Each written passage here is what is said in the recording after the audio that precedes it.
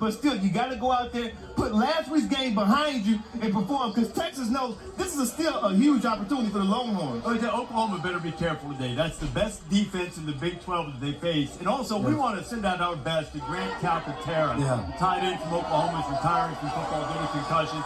All Big 12 last year. Ryan Day can become the fourth coach to start his career 14-0 if they beat Penn State. He's leading his team into Skull Session going into St. John Arena. They start this thing 2 hours, 15 minutes before kickoff. They'll be in there probably around 10, 12 minutes. With the fans. Ryan will speak to them. We'll give you a peek inside that coming up. One of the weapons that he's had this year is J.K. Dobbins. And you see, so much of his damage has come in the first half before the Buckeyes have put teams away. You know, J.K. Dobbins, if you go back and look at his first couple years, he had great years by anybody's estimation, but he was upset with himself after his sophomore campaign. In fact, he was anxious to get to the 2019 season. Number one, he didn't have to share carries with Mike Weber. Number two, he just wanted to get into the best shape of his life before coming into this year. J.K. Dobbins to the 40, to the 30, goes Dobbins to the 20, to the 10, and into the end zone. Dobbins running right, big hole. They may not get him. He's trying to hit the gas. Dobbins makes it. Dobbins knocks his way into the end zone. What's up? Good to see you. Good to see you, buddy. Sir. How would you evaluate your first 2 years at Ohio State? Freshman year, I had a good year. You know, sophomore year, I felt like it was terrible for me. It didn't reach my standards. Terrible? What do you mean by terrible? I just feel like I wasn't making guys miss like I should, you know?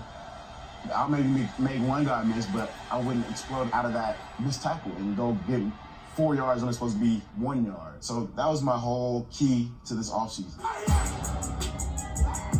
What did you do? What did you commit to? I told myself I was gonna reset everything, you know? I basically went like vegan for 2 months. I didn't eat much meat or anything. I was just, so I could get lean again. So I just think this offseason was great for me. Those 8 months meant a lot. What have you noticed the biggest difference from your running style this year, we're having a monster year, to maybe where you were last year? What are you feeling? I feel like when guys come to hit me, yeah, it's a business decision, you know? They're not gonna just hit me and I'm gonna fall. It's gonna be a fight.